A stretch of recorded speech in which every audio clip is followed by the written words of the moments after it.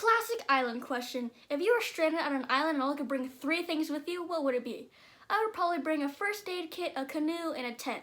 I would use a jet ski instead of a canoe, but I'm afraid I would run out of gas. Hi, I'm Athena, and today I'm going to be talking about Amazon Prime's new series, The Wilds, which I'm so happy got renewed for a 2nd season. I definitely needed it after Netflix canceled season 2 of Teenage Bounty Hunters.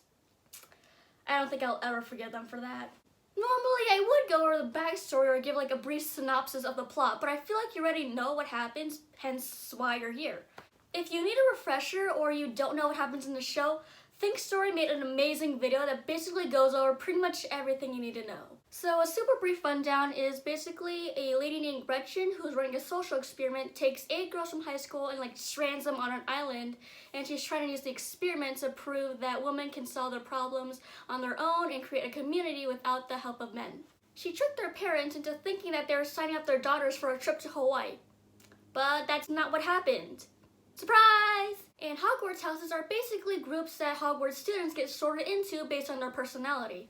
Gryffindors are brave and bold, Slytherins are cunning and ambitious, Ravenclaws are clever and intelligent, and Hufflepuffs are loyal and friendly. Fatin, played by Sophia Ali, I would say is a Gryffindor mainly because she's bold, brave, and doesn't really think before she speaks, which makes her really funny and makes the show much more enjoyable to watch. Leah, played by Sarah Pigeon, what I would say is a Ravenclaw, mainly because she's really creative, overthinks things, she's paranoid, and at the beginning of the season, she's super obsessed with a book. But she ends up burning it in the end, so love me a good character development. Dot, played by Shannon Barry, I would probably say is a Slytherin, mainly because she's super resourceful, she's smart, and just really good survival skills. Fun fact, I actually thought it was Dot that was Gretchen's other helper because she really knew her way around the medical field, and when the girls got sick from eating shellfish, she knew which medicine would help cure them. Also, her having really good survival skills kind of made me suspicious. Also, Mateo, who plays Dot's love interest, gives her Gretchen's business card. But maybe Dot was so good at using medicine mainly because her dad was sick, so she had to take care of him, so that explains it. But who knows, she could have a 3rd helper. Martha, played by Jenna Claus, I think is definitely a Hufflepuff mainly because she's super friendly, she's nice, she's caring, she has a big heart. Also, I think what she did to that goat was a little bit overkill. Rachel, played by Rain Edwards, I would say it's either a Gryffindor or a Slytherin.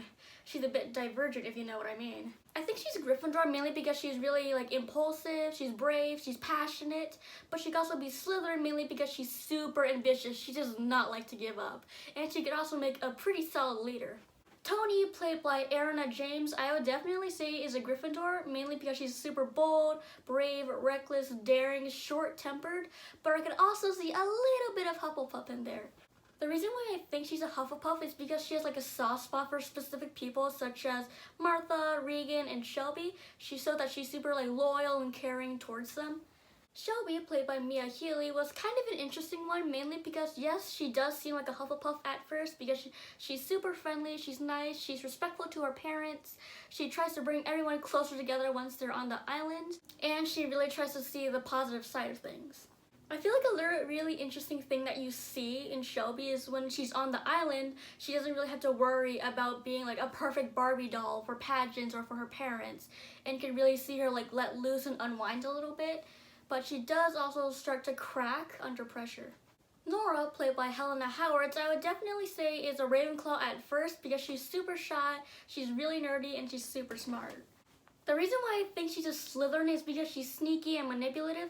She was the one who actually made Leah fall into that pit, mainly because she actually works for Gretchen. She was in on the experiment the whole time. Plot twist! So the reason why Nora decided to help Gretchen was because she was really worried about her sister Rachel, and Gretchen only allowed Rachel to come on a trip if Nora were to come too. At the beginning of the video, I said there were 8 high school students. Well, there's also Janet, who was not a high school student but a university student who was in on the experiment the whole time just as well as Nora. Janet, whose real name is Lynn, actually died in the first day due to internal bleeding because she fell off a dock during the beginning of the experiment when she decided to bail out and that she doesn't want to do this anymore. That's all I have for today. To the cast, I love you. Can't wait for season 2. Peace out.